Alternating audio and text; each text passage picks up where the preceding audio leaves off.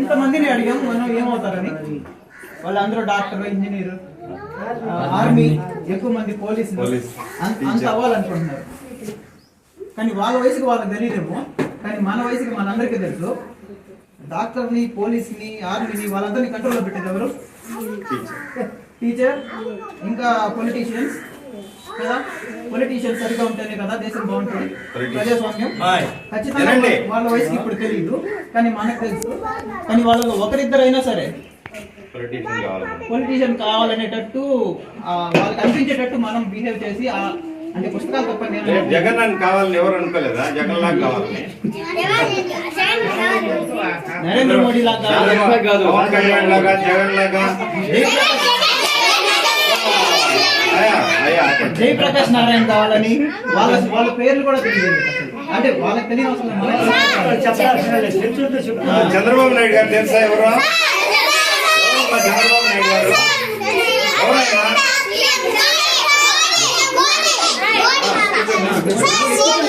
CM, మన CM అంటే chief minister. మనం కొత్తగా ఎన్నిక కాబట్టారు ఆయన.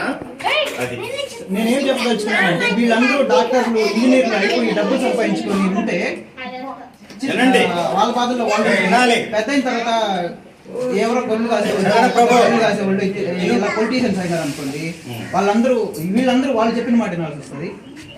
సో మనందరం కొంచెం చొరవ తీసుకొని ఇప్పటి నుంచే వీళ్ళకి మంచి అవగాహన వచ్చి, మా పెద్దోళ్ళు చూసుకుంటారు, మేము చూసుకుంటాము, అందరూ వాళ్ళే, మనం చిన్నపిల్లలు, మనం ఎక్కడ ఇన్వాల్వ్ అవ్వకూడదు, ఆ పర్సెప్షన్ ఉండకుండా. మేబీ హై స్కూల్ నుంచి అయితే ఇంకా కార్యక్రమం ఉంటుంది, కానీ ఇక్కడి నుంచే కొంచెం చెప్పుకుంటా పోతే బాగుంటుంది నా ఉద్దేశం. ఎందుకంటే దేశాన్ని శాసించేది ఎవరు? రాజకీయ నాయకులే. మనం కాదు. మనం పోతే పక్క పోయి కూర్చోపోంటారు.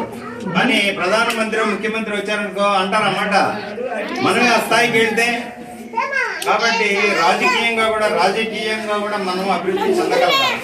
అది నాకు చెప్పేది. ఎవరిదే కదా అది. ఎవరు ఏ స్థాయికి ఎదగాలన్నా ముందు చదువు ఉండాలి. రాజకీయ నాయకుడు అవ్వాలన్నా కూడా చదువు ఉండాలి. చదువు రానివాడు రాజకీయ నాయకుడు కాలేడు. మాట్లాడాలి కదా, చదవాలి కదా, చెప్పాలి కదా. దానికి ఏం కావాలి? చదువు. అప్పుడు ముందు బేసిక్, ముందు చదువు మీద కాన్సన్ట్రేట్ చేయండి. తర్వాత ఏమవ్వాలనేది మీరు తర్వాత డిసైడ్ చేసుకుందాం.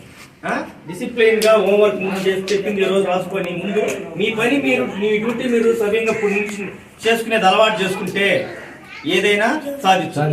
ఆ డిసిప్లిన్ లేకపోతే మాటల వరకే ఉంటాయి. అర్థమైందా? సార్ మంచిగా మీకు మెసేజ్ ఇచ్చారు.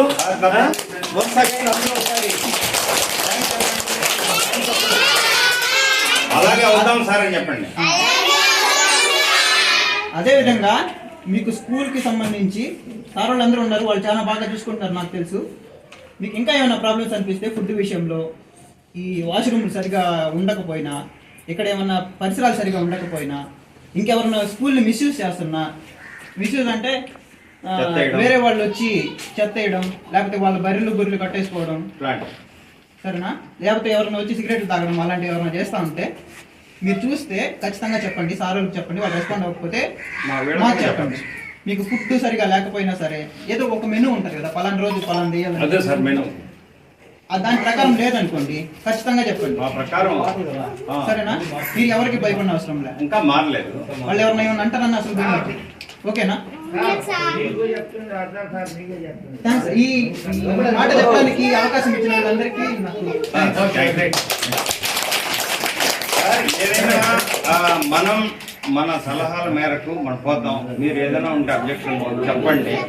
సాధ్యమైనంత వరకు ఆ సమస్య లేకుండానే చేస్తాం. మీకన్నా మించిపోయేదే. ఎందుకంటే మనందరి కోఆర్డినేషన్తో స్కూల్ డెవలప్ అవుతుంది.